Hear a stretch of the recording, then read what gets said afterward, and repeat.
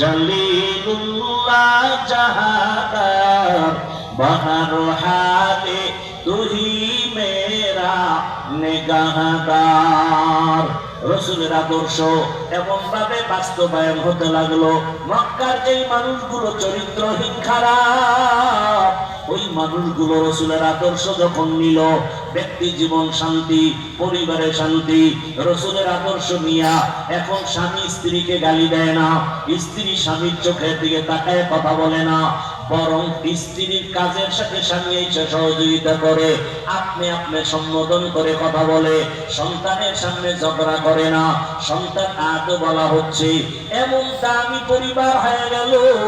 আল্লাহ তাআলা জিবরাইল পাঠাইলেন, যাও জিবরাইল, রহমতের নবীর সামনে লিস্টি দাও, লিস্টির মধ্যে যাদের নাম আছে নবী ঘোষণা দিয়ে দিক, এই লিস্টিতে যাদের নাম এরা বিনা হিসাবে জান্নাতি।